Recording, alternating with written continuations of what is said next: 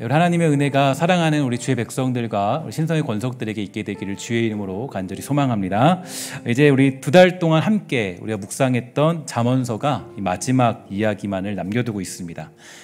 첫 번째 이야기는 이 아굴의 잠언집이라고 알려져 있고요. 두 번째 이야기는 르무엘 왕의 어머니가 그 아들 르무엘에게 개인적으로 준 잠언이다라고 분명히 의도가 거기에 밝혀져 있죠. 일단 이 30장에 나오는 아굴의 잠언집은요, 재미있는 동물의 비유를 통해서 사람들의 관심을 유도하고 있고요. 그리고 주로 인간의 부정적인 측면을 경계하는데 초점이 맞춰져 있습니다. 먼저는 이제 이 아굴을 보면 이 신본주의적인 지혜를 추구하는 자로서의 신앙을 살펴볼 수 있게 되고요. 그리고 그렇게 살아갈 때 지혜자로 살아가기 위한 최소한의 요구되는 조건에 대한 간구를 다루고 있는데, 특히 5절과 6절을 보면 이렇게 되어 있죠. 우리 함께 우리의 고백으로 삼고 읽도록 하겠습니다. 시작. 하나님의 말씀은 다 순전하며 하나님은 그를 의지하는 자의 방패시니라. 너는 그의 말씀에 더하지 말라. 그가 너를 책망하시겠고 너는 거짓말하는 자가 될까 두려움이라. 아멘. 이는 아굴이 어떤 신앙을 가지고 있는가, 또 어떤 마음을 가지고 이 아굴의 잠언집이 기록되었는가에 대해서 잘 알 수 있는 신앙의 고백의 내용입니다. 그는 오직 하나님만을 신뢰하는 그런 믿음을 가지고 있었고요. 그리고 그 지식을 최고로 여기는 것을 알 수가 있게 되죠. 그리고 아굴은 이 땅에 널리 퍼져 있는 죄의 문제들과 악한 모습들을 잘 드러내고 있는데, 특히 21절부터 23절까지 내용을 보면 하극상의 범죄에 신뢰를 들면서 다음과 같이 말해주고 있습니다. 세상을 진동시키며 세상이 견딜 수 없게 하는 것 선엇이 있나니 곧 종이 임금된 것과 미련한 자가 음식으로 배부른 것과 미움받는 여자가 시집간 것과 여종이 주모를 이은 것이니라, 이렇게 되어 있는데, 이러한 사실들을 반추하여 볼 때 그 아굴은요, 인간적인 죄성과 이 범죄에 대해서 깊이 인식하고 있는 사람임을 알 수 있죠. 그러니까 우리가 이 땅 살아갈 때 예수 믿는 사람들은 이런 죄들과 굉장히 멀리 떨어져 있고 또 하나님의 질서를 온전히 따른다는 것을 살펴볼 수가 있게 됩니다. 또한 이 땅에서 믿는 자들이 살아가는 방법에 대해서 이 자연적인 표상들 4가지도 제시해주고 있어요. 그 4가지는 25절과 28절에 보면 잘 나타나는데요. 이 땅에 작고도 가장 지혜로운 건 넷이 있으니 곧 힘이 없는 종류로되 먹을 것을 여름에 준비하는 개미와 약한 종류로되 집을 바위 사이에 짓는 사반과 임금이 없으되 다 때를 지어 나아가는 메뚜기와 손에 잡힐만 하여도 왕궁에 있는 도마뱀이라, 이렇게 얘기합니다. 참 재미있는 해학적인 표현이죠.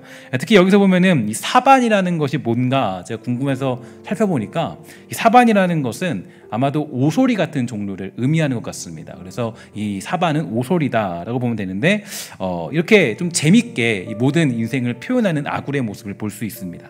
뿐만 아니라 29절과 31절도 보면 이렇게 되어 있어요. 잘 걸으며 위풍 있게 다니는 것 선엇이 있나니 곧 짐승 중에 가장 강하여 아무 짐승 앞에서도 물러가지 아니하는 사자와 사냥개와 순념소와 및 당할 수 없는 왕이다, 이렇게 제시하고 있습니다. 이 땅에서 당당하게 자기 존엄을 어떻게 지켜야 되냐, 어떤 자세로서 하나님 믿는 자로서의 자세가 필요한가라는 것에 대해서 잘 설명해주고 있습니다. 이런 걸 볼 때 아굴이라는 사람은 매우 유쾌한 사람이라고 추측해 볼 수 있죠.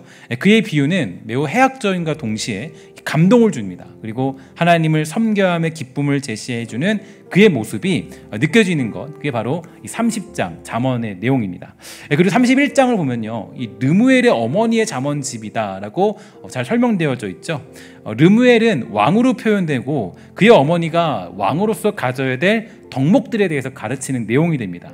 그 내용을 보면 왕의 기본 자세에 대해서 멀리해야 할 것과 힘써야 할 것으로 구분해주고 있죠. 그래서 왕이 멀리할 것으로는 여자에 집착하는 것, 그리고 술을 지나치게 마시는 것, 그리고 마시는 것이고, 힘써야 할 것으로는 약자를 보호하고 공의를 확립해라, 이렇게 르무엘이 르무엘 왕의 어머니가 르무엘에게 말해주고 있습니다. 그리고 후반부가 좀 중요한데요. 후반부를 보면 형숙한 여인을 위한 찬가가 등장을 해요. 그래서 결론적으로 현숙한 여인이 되어야 된다. 그러니까 현숙한 여인에 대해서 설명해 주면서 그런 여인을 만나라, 이렇게 얘기를 하고, 모든 것들이 현숙한 여인으로 이 잠언이 마무리되죠. 이게 되게 왜 중요하냐면 결론이 뭐냐가 중요해요. 그래서 이 마지막 31장 30절 보면 이런 결론을 내리죠. 우리 함께 읽도록 하겠습니다. 시작. 고운 것도 거짓되고 아름다운 것도 헛되나 오직 여호와를 경외하는 여자는 칭찬을 받을 것이니라. 아멘. 그러니까 모든 것이 다 헛된데 여호와를 경외하는 것 그것만 있으면 모든 것들이 다 완성된다라는 것을 얘기해주고 있습니다. 그리고 이렇게 현숙한 여인이 되어야 될 것을 가르치는 것으로 잠언서가 마무리됨은 궁극적으로는 우리가 그리스도의 신부로 부름받은 모든 교회 구성원들이 성도들이 영적으로 그리스도의 현숙한 아내로 준비되어야 한다는 것을 가르쳐주고 있습니다. 그 현숙한 아내의 가장 중요한 건 뭐라 그랬어요? 고운 것도 아니고 아름다운 것도 아니고 오직 여호와를 경외하는 것이래요. 이게 가장 중요한 덕목이라는 거예요. 그러니까 우리가 여기는 지금 전부 다 결혼을 하신 분들이지만 그런데 우리 특별히 청년들이 이 설교를 듣고 있다면 이 말씀을 잘 살펴볼 필요가 있습니다. 그래서 정말 그 상대방이 여호와를 경외하는가 이것을 볼 필요가 있다라는 거죠. 그래서 아름다운 것으로 그러니까 그리스도 신부로서 고운 것이나 아름다운 것으로 우리를 치장할 것이 아니라 하나님을 경외하는 마음으로 우리를 준비해야 됩니다. 그래서 교회는 그리스도의 신부로서 이 하나님을 경외하는 것으로 우리를 치장하고 우리를 준비해야 되지, 교회가 아름다운 것으로 고운 것으로 하나님께 뭔가 잘 보이려고 하는 것은 옳지 못하다라는 것도 알 수가 있죠. 특별히 목회자로 부름받은 저의 가장 큰 고민과 목표는요, 여러분들이 어떻게 하면 하나님을 더욱더 경외할 수 있는 신부로 살 수 있을까? 여기에 대한 질문을 가지고 저는 목회를 감당해야 되는 사람입니다. 그래서 제가 신성교회를 부름받아서 이 담임 목회자로서 제가 쓰임받고 있는 것은 여러분들이 그리고 우리 교회가 현숙한 신부로서, 그러니까 여호와만을 경외하는 신부로서 준비시키도록 하기 위한 그러한 역할을 감당하는 게 이 목회자의 역할이겠죠. 그래서 어떤 설교자분은요 이렇게 얘기해 주셨어요. 목회자는 한 몸으로 부름받다기보다는 몸 밖에서 여러분들이 한 몸 되어 신부로서 잘 준비되도록 돕는 자의 역할을 하는 것이다 라고 정의해 주었습니다. 이처럼 우리는 주의 신부로서 잘 준비된 삶을 살아야 되고, 아굴이 기도한 것처럼 르무엘의 어머니가 가르친 것처럼 구별된 삶으로 살기를 소망해야 됩니다. 자, 그러면 여기서 조금 독특한 또 재미있는 사실 한 가지 나누기 원하는데요. 이 잠언 30장과 31장에 등장하는 아굴과 르무엘은 누구일까요? 여러분 혹시 이거 이제 여러분들이 아신다면 이게 되게 좀 독특한 내용이거든요. 아굴이라는 사람 들어보셨나요? 아굴. 그럼 성경을 열심히 읽어봐도 아굴이라는 사람은 등장하지 않습니다. 아굴은 없고, 또 르무엘, 이 열왕기상하를 아무리 살펴봐도 르무엘이라는 왕은 존재하지 않아요. 이게 되게 여러분 우리에게 독특한 게, 잠언서가 마무리될 때 이제 아굴의 기도집이다 이렇게 얘기하고 있고, 그 다음에 르무엘 왕이다라고 얘기하는데, 사실 르무엘 왕과 그 아굴은 없어요. 그런 사람은 존재하지 않아요. 그러니까 특히 르무엘 왕에게라고 이 31장은 말하고 있는데, 르무엘 왕이라는 사람은 성경에 등장하지 않는 것을 볼 때 아굴과 르무엘의 어머니는 다음 세대에게 전달되어야 될 메시지를 전하게 되는 가상의 인물이죠. 그러니까 사실 이 인물은 존재하지 않는다라고 보는 게 옳고, 물론 이 조금 다른 말로 누군가를 표현할 수는 있겠죠. 그래서 추측을 많이 해요.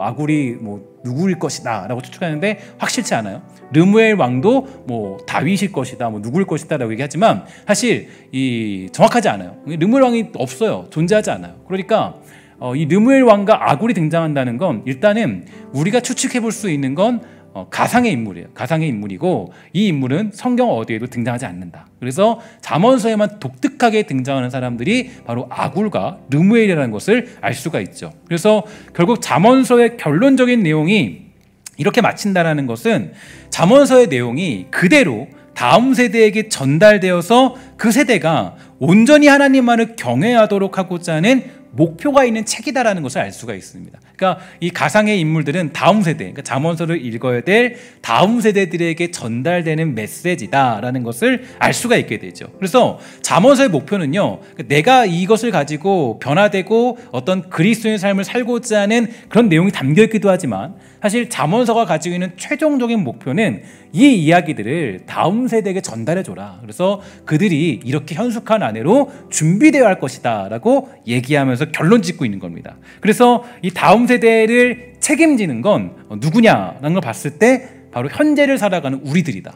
다음 세대의 타락이나 다음 세대의 문제는 우리에게 있다라는 것을 성경은 언제나 누누이 강조해주고 있습니다. 그래서 특별히 부모가 그 자녀에 대한 책임을 지고 있고요. 그 윗세대가 다음 세대에 대한 책임을 지고 있다라는 것을 성경은 한 번도 그런 관점을 놓친 적이 없다라는 거죠. 신명기 21장 18절과 23절을 보면 이런 말씀이 있습니다. 사람에게 완악하고 패역한 아들이 있어서 그의 아버지의 말이나 그 어머니의 말을 순종하지 아니하고 부모가 징계하여도 순종하지 아니하거든 그의 부모가 그를 끌고 성문에 이르러 그 성읍 장로들에게 나아가서 그 성읍 장로들에게 말하기를 우리의 이 자식은 완악하고 패역하여 우리 말을 듣지 아니하고 방탕하며 술에 잠긴 자라 하라면 그 성읍의 모든 사람들이 그를 돌로 쳐 죽일지니 이같이 내가 너희 중에서 악을 제하라. 그리하면 온 이스라엘이 듣고 두려워하리라 라고 우리에게 설명해주고 있습니다. 그러니까 이런 아들이 있어서 이런 패역한 아들이 있어서 부모로서 할 수 있는 모든 최선의 방법을 다 동원해서도 자식을 길들일 수 없으면 그 공동체의 장로들에게 말하여서 돌로 내 자식을 쳐 죽여달라고 얘기하라는 거예요. 이거 저는 사실 이 말씀을 보면서 이게 너무나도 재밌었어요. 너무 놀랍고 이거를 어떻게 실행할 수 있을까? 여러분 사실 우리가 자녀가 잘못하면 내가 죽는 한이 있어도 자녀를 돌로 쳐 죽여달라는 사람은 그런 부모는 없죠. 신명기가 얘기해 주기를 패역한 자식이 있는데 이 패역한 자식이 잘못해서 막 우리가 최선을 다해서 이렇게 살아야 돼. 근데 말을 안 들어요.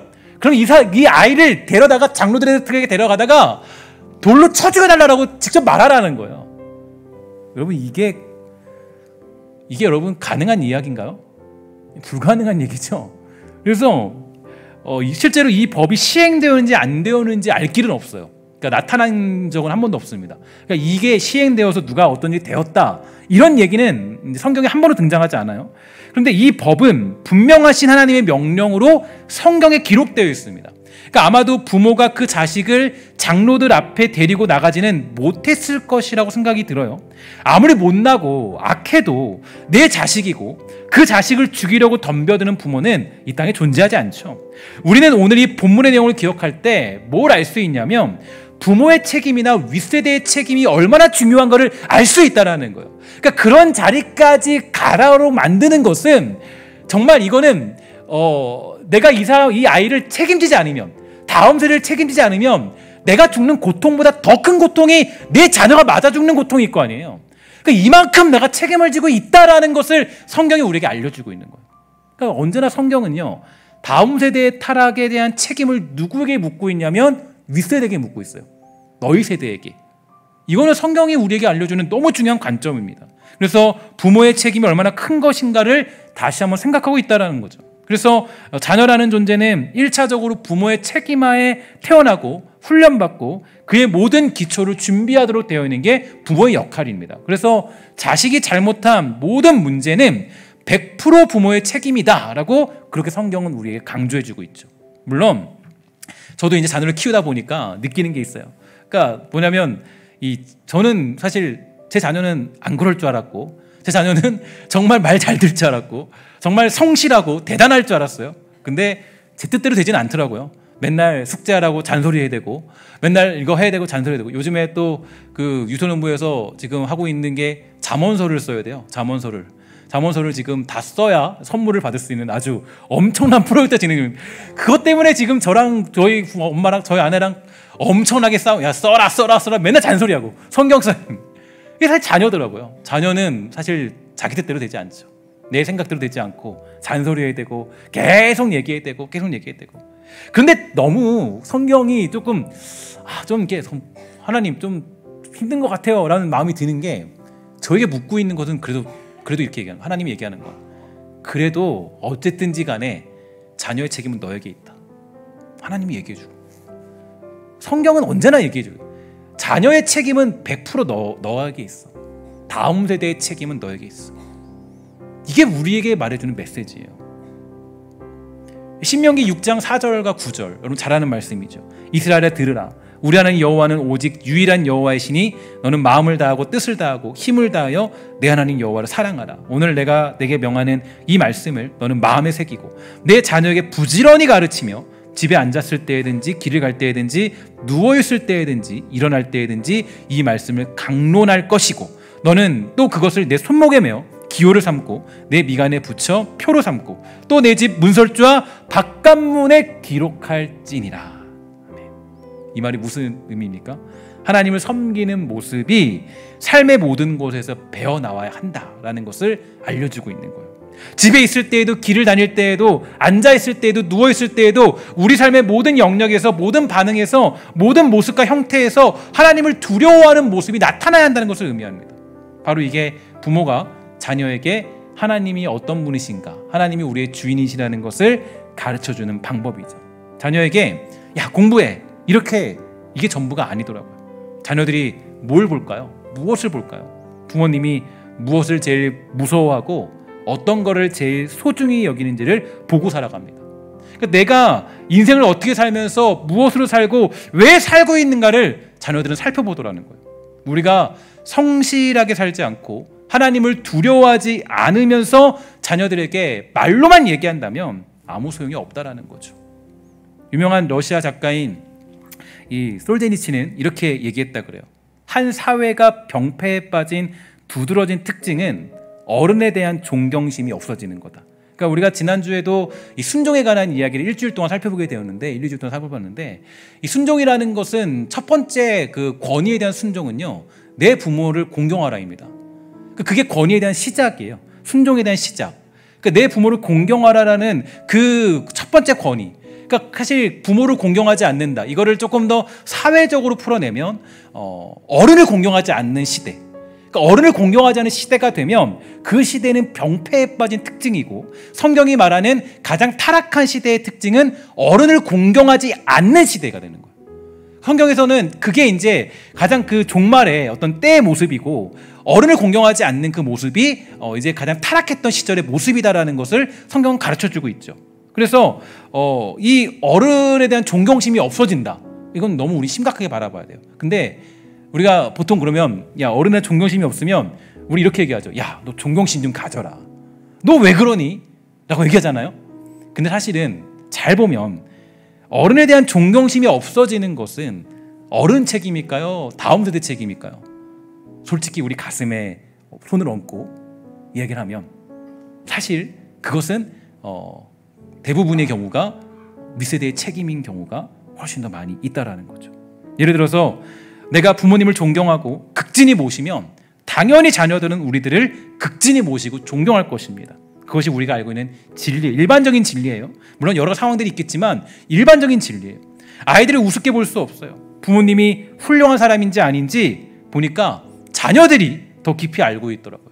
그래서 제가 이 말씀을 준비하면서 여러분들을 위해 기도한 것은 정말 여러분을 축복하는 건 여러분들 모두가 자녀들에게 부모된 진실한 대접을 받는 그런 축복이 있게 되기를 주의 이름으로 간절히 소망합니다. 여러분 정말 이런 꿈을 꾸셔야 돼요. 일단 여러분들과 우리가 다음 세대에게 인정받고 그 권위가 인정받는 그런 삶을 살아야 돼요. 그런 대접을 받을 수 있는 그런 사람이 될 수 있어야 돼요. 이게 실제로 우리의 책임이자 그때 비로소 이 사회 속에서도 희망을 볼 수 있는 겁니다.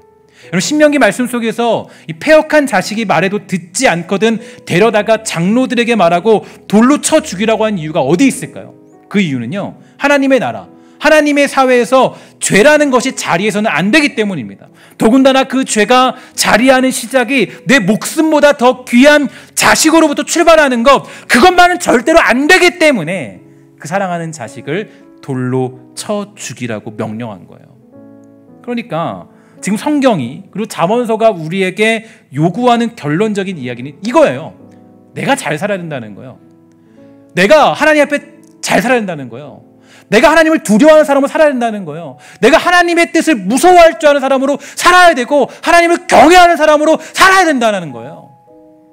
내가 그렇게 잘 살면, 하나님을 두려워할 줄 살면, 하나님 앞에 충성하는 삶을 살면, 내가 하나님 앞에 정말 그렇게 살고 돈에 끌려다니지 않고 세상의 방식에 따라 사는 것이 아니라 그리스도의 법칙에 따라 살아가는 인생이 되면, 그러면 그 자녀들도 그러한 삶을 살게 될 것이다라고 성경은 우리에게 알려주고 있는 겁니다. 그래서 제가 이 잠언서를 2달 동안 이제 새벽 기도를 같이 우리 사역자들하고 했잖아요. 동전했는데 잠언서를 읽다 보니까 이게 자칫 잘못하면요, 잠언서를 보면서 정말 죄송한 얘기예요. 보면서 누군가를 떠올리게 되더라고요. 누군가를. 잠언서는 이게 어떤 죄의 문제가 있고 부족한 모습이 있잖아요. 잠언서를 보면은요, 누군가가 떠올라요. 이 사람은 이런데, 저 사람은 저런데, 내 아내가, 내 딸이, 이런 모습이 떠올라요. 그러면서 깨달았죠. 잠언서는 읽으면서 누군가를 떠올리면 안 되는 거구나. 잠언서는 누군가를 떠올리려고 준 게 아니더라고요. 보니까 잠언서를 우리에게 주신 이유가 어디 있는가 보니까요, 잠언서는 나를 떠올려요. 나를 보는 거예요. 나를 경책하는 거예요. 잠언서를 보면서 내 모습을 보는 거예요. 내가 지금 정말 현숙한 여인으로 준비되어지고 있는지, 내가 혹시라도 다른 것으로 나를 치장하고 있어서 아름다운 척하고 있지 않은지, 하나님을 경외하는 자로 아름답게 우리를 꾸며야 되고 만들어가야 되는데, 아름다운 것으로, 고운 것으로 나를 치장하면서 우리를 살아가고 있지 않은지. 그래서 사실 잠언서를 보면 내 자신을 점검해야 되고, 내가 그렇게 살기로 다짐하며 결단하는 그런 내용이 담겨져 있는 겁니다. 그래서 어쩌면 잠언서는요, 31장까지로 정해져 있는지 모르겠어요. 31장까지는 하루에 한 장씩, 그죠? 읽으면서 가정에서, 사회에서 잠언의 역할을 감당하라고 우리에게 알려주신 건지도 모르겠습니다. 성경에 보면 여러 명의 기도의 사람이 있는데, 이 기도의 사람이라고 불리는 대표적인 인물이 하나 있죠. 히스기야 왕입니다. 히스기야 왕은 엄청난 기도의 사람입니다. 그래서 오늘 새벽에도 우리 목사님이 설교하실 교육 목사님 설교하실 때 그런 랍사게와 그런 이야기들을 했었는데, 히스기야 하면 대단한 사람이에요. 그러니까 히스기야 왕은요, 정말 기도의 사람이고, 모든 사람들이 다 안 된다라고 했을 때 기도로서 하나님을 찬양함으로써 그 18만 5천 명의 군대를 완전히 무너뜨렸던 기적을 봤던 사람이 히스기야 왕이고, 심지어는 히스기야 왕은 기도로 자기의 생명이 연장받은 대단한 사람입니다. 그러니까 하나님만을 섬겼던 사람이기도 하죠. 그런데 생명이 연장되었을 때 얻게 된 한 명의 아들이 있었습니다. 누구냐면 바로 므낫세 왕이었어요. 그러면 보통 우리는 기대하기를, 그런 기도의 사람 아래 태어난 아들이라면 엄청난 믿음의 사람이 되어야 한다라고 기대하죠. 하지만 성경에서 봤을 때 므낫세 왕처럼 최악의 왕도 없습니다. 므낫세 왕은요, 정말 왕 중에 최악의 왕으로 꼽히는 한 사람으로 꼽히고 있을 정도로 문제가 많은 왕이 되고 말았죠. 왜 이런 일이 벌어졌을까요? 그거는요, 히스기야 왕이 아마도 추측하기로는 어떤 상황을 봤을 때, 나중에 이제 다른 이방 나라에게 자기 재물을 막 자랑하잖아요. 그 모습을 봤을 때 히스기야 왕에게 이 자리 잡고 있던 생각이 하나님을 중심으로 살아가지 아니하고 세상을 중심으로 살아가는 사람으로 바뀐 거예요. 므낫세가 그걸 본 거죠. 므낫세가 그걸 보면서 저렇게 살아도 되는 거구나, 저게 맞는 거구나. 그래서 므낫세 왕은 정말로 이 최악의 왕이 되고 말았다라는 성경의 이야기를 우리는 눈여겨볼 수 있습니다. 어쩌면 지금 저와 여러분들의 모습을 보면 지금 나의 자녀들을 잡아다가 이 장로들 앞에 돌로 치고 우리가 그 앞에 서야 될지도 모르는 상황입니다. 다음 세대에 지금 비상식적인 일들이 정말로 많이 벌어지고 있죠. 폐역한 일들이 너무나 자연스럽게 여러분 일어나고 있습니다. 여러분, 이 코로나 시대를 보내면서 특별히 여러분들과 제가 좀 간절히 기도해야 돼요. 간절히 기도해야 될 것은 코로나라는 병이 무섭지만, 제가 작년에 한 6월 달쯤인가요? 5월 달쯤에도 말씀을 드렸는데, 정말 두려워야 될 것은 이제 10년 뒤입니다. 10년 뒤가 더 무서운 시대가 찾아올 거예요. 왜냐하면 저도 이제 제 딸을 키우고 있고 또 학생들의 현실을 잘 보잖아요. 왜 10년 뒤가 무섭냐면, 이 아이들이 학교를 안 갔어요. 2년 동안 거의, 그러니까 1년 넘게 거의 학교를 잘 안 갔고, 공공적인 그런 공교육을 받지 못했어요. 그리고 집에 있는 시간이 많아지는데 집에서 방치되는 경우가 많이 있습니다. 어떻게 방치되냐면, 제가 이제 최근에도 이제 사회복지센터에서 이제 사역하는 한 전도사님을 만났는데, 얘기를 들으면서 지금 너무 심각하다고 얘기해요. 저한테 얘기를 들으면, 왜 얘기를 들으면, 왜 그런 얘기를 제가 들으냐면, 그분이 얘기하기를 너무 심각하게 방치되어 있는데 아침부터 저녁까지, 엄마가 예를 들어서 출근을 하니까 집에 혼자 있으니까 아침부터 저녁까지 아이가 유튜브만 보고 있는 거야. 유튜브만. 근데 여러분 유튜브라는 게 무서운 게 왜 무섭냐면 유튜브는 검증되지 않는 얘기들이 나옵니다. 그래서 뭐 아이들 골탕 먹이는 방법 뭐 이런 식의 어떤 내용들도 많이 나오고 이상한 가치관들이 심겨져요. 그러니까 아이들이 어렸을 때부터 이제 뭘로 교육을 받냐면 이제는 유튜브로 교육을 받고 있는 거예요. 유튜브를 보면 이건 그 전에도 우리가 생각하기에는 미디어라는 것이 굉장히 이제 사탄의 어떤 도구다. 왜냐하면 교육하기엔 제일 쉬운 도구거든요. 미디어가 잘못하면. 그러니까 제일 쉽죠. 그냥 1대1로 사탄이 교육할 수 있는 도구가 어떤 그런 스마트폰이 되잖아요. 그러니까 여러분 아침부터 저녁까지요. 유튜브나 그런 것들로 이 모든 교육을 받고 있는 거예요. 그러니까 뭐 학교 교육이 있지만 줌으로 뭐 하고 하지만 그걸로 교육이 잘 안 되죠. 될 수가 없죠. 그러니까 학교를 가게 되면 그래도 공적인 상황들을 배우게 되고 또 살아가는 사회적인 일들을 배우게 되고 윤리가 뭔지를 깨닫게 되잖아요. 근데 그게 없는 거예요. 윤리가 사라지기 시작했어요. 그래서 그 사회복지 감당하는 분을 제가 2주 전에 만났는데 저한테 이제 얘기하기를 너무너무 심각하대요. 너무너무 심각하대요. 차라리 엄마들이 그 예를 들어서 학교를 안 가면 복지센터 쪽이라도 보내면 좋은데 보내지 않고 그냥 집에서 방치해두고 있는 거 굉장히 많다고요. 그래서 깜짝 너무 놀랐다고. 그러면 이제 분명히 10년 뒤에 그 결과가 나올 겁니다. 아이들이 이제 이상한 윤리를 가지고 이상한 잣대를 가지고 이제 사회를 구성해가는 일들이 분명히 벌어질 거예요. 여러분 그래서 우리가 책임이 커요. 여러분들의 책임이 너무 중요해요. 여러분 그냥 우리가 그렇겠지 뭐. 어쩌면 여기서는 여러분들은 나중에는 아이들을 어느 정도 키워놨으니까 괜찮을지도 모르겠지만 그러나 이 사회에 대한 아픔은 우리에게 있고 사회에 대한 책임은 우리에게 있는 거예요. 우리가 그냥 있을 수 없는 거죠. 특히 우리 조금 윗세대 분들은 그냥 지나가는 일로 생각하시면 안 되고 정말 이 일을 위해서 새벽을 깨우며 기도해야 되고 이 일을 위해서 정말 몇 때마다 기도해야 되는 이유가 거기 있습니다. 분명히 10년 뒤쯤에는 이 현상의 열매들이 어떻게 나타날지 아마 모를 시대가 찾아올 거예요. 여러분 요즘에 보면 폭력 같은 것도 아이들 폭력 같은 것도 상상을 초월합니다. 상상을 초월해요. 저는 특별히 이제 저희 아내가 이제 초등학교에 근무하고 있잖아요. 근데 여러 가지 그런 폭력적인 이야기들을 듣게 될 때가 있어요. 뭐 그런 것들. 근데 상상을 초월해요. 이상한 좀 독특한 폭력들이 막 이렇게 와요. 그러면 이게 너무 무서운 거죠. 이 시대가 만만치 않은 시대예요. 정말 무서운 시대가 찾아오기 시작한 거예요. 그래서 10년 후에 어떤 일이 일어날지 아무도 장담할 수 없는 그러한 우리 현실을 살고 있다라는 것 여러분 우리는 반드시 기억해야 됩니다. 그러나 이 잠언 30장과 31장을 여러분들이 만났다라는 건 하나님이 주시는 은혜가 있는 겁니다. 여러분들 모두가 아굴이 되기를 소망하고 르무엘 왕의 어머니가 되시기를 주의 이름으로 간절히 축원합니다. 우리가 그 길을 걸으라고 하나님이 잠언 30장 31장 허락해 주신 거예요. 그냥 단순히 이거를 넘어가는 것이 아니라 여러분들이 이 시대에 아굴이 되셔야 되고 여러분들이 이 시대에 르무엘 왕의 어머니가 되어서 다음 세대를 책임지는 그런 역할을 감당해 주셔야 돼요. 하나님 섬기는 게 무엇인지 여호와를 경외하는 게 어떤 것인지 하나님을 두려워하는 인생이 무엇인지 하나님을 두려워하는 그 삶이 무엇인지 정말 아름답게 치장하는 것이 어떤 것인지를 자녀에게 알려주셔야 돼요. 여러분들이 그 표본이 된다면 그래도 소망이 있다라는 거죠.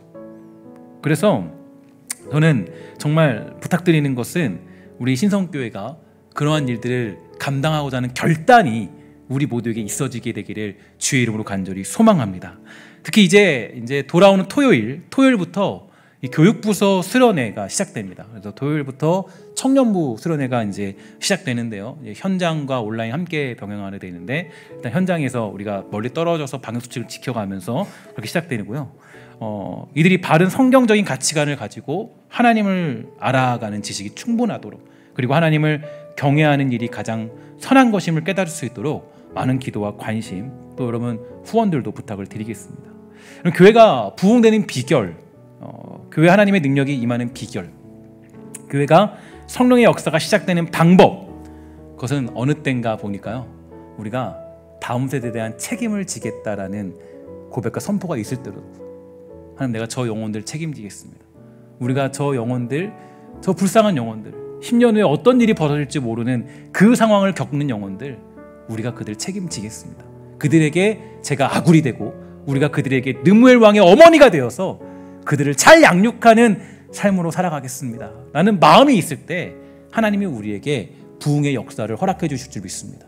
하나님은 무엇보다 다음 세대에 관심이 있는 분이시죠. 다음 세대가 하나님만을 경외하는 세대로 성장하기를 원하시는 분이 누구보다 우리 하나님이십니다. 그래서 우리에게 다음 세대를 맡기셨고 다음 세대에 무한한 관심을 두시는 분이 하나님이시기 때문에 우리가 그 다음 세대를 사랑하고 그들에게 모범이 되도록 역할을 감당하면 하나님이 우리에게 당연히 자기의 은혜를 마음껏 부어주시고 주의 놀라운 능력을 허락해 주시는 것이죠. 오늘 저와 여러분들이 잠언 30장, 31장이 되어서 아굴의 기도를 그리고 느무엘의 어머니로서의 역할을 잘 감당하는 사명 다해 살아가는 충성이 있기를 주의 이름으로 간절히 축원합니다. 이 역할을 하기 위해서는요, 첫 번째로 우리가 하나님을 온전히 경외해야 돼요. 무엇보다 그래야겠죠. 교회에서뿐 아니라 가정에서, 사회에서, 나의 삶 속에서 다르지 않은 신앙을 가져야 돼요. 교회에서는 뭐 우리가 직분을 받았고 몇십 년이 있지만 세상에서는 하나님을 두려워하지 않고 사람을 두려워 살아가는 삶은 안 되겠죠. 세상에서도 여전히 하나님을 두려워하는 인생으로 살아가야 됩니다. 그리고 주의 말씀을 구하면서 주의 질서를 쫓아 살아가는 삶을 살아갈 때 그때 다음 세대에게 이 역할을 감당할 수 있는 것입니다. 오늘 사랑하는 신성교회가 아굴처럼 느무엘의 어머니처럼 그들에게 여호와를 경외하는 지식을 온전히 가르칠 줄 아는 믿음의 능력이 사랑하는 우리 주의 백성들 모두에게 나타나게 되기를 주의 이름으로 간절히 소망합니다. 함께 기도하도록 하겠습니다. 하나님 감사합니다. 우리가 아굴 되길 소망하고 우리가 느무엘 왕의 어머니가 될 수 있도록 허락하여 주시옵소서. 그리하여서 우리 사랑하는 다음 세대에게 하나님을 경외하는 법들을 알려주고 또 그들에게 하나님을 찬양하고 사랑하는 법이 무엇인지를 깨닫게 해주는 놀라운 은혜와 능력들을 베풀어 주시옵소서. 하나님, 우리 사랑하는 신성의 모든 권속들 지켜주셔서 정말 혼자 살아가기 바쁜 인생이 아니라 다음 세대를 책임지고자 하는 정말 강력한 열정이 있도록 허락하여 주시고 그들을 향하여서 느무엘 왕의 어머니처럼 그들에게 온전한 교훈을 던지도록 허락하여 주시며 또 아굴처럼 그들을 위해 기도할 줄 아는 복되고 아름다운 은혜가 우리 모두에게 나타나도록 허락하여 주시옵소서. 그래서 신성교회가 부흥의 기적을 경험하고 하나님이 부으시는 놀라운 능력을 경험하는 그런 축복들을 사랑하는 백성들에게 허락하여 주시옵소서. 모든 말씀 예수님의 이름으로 간절히 기도합니다. 아멘.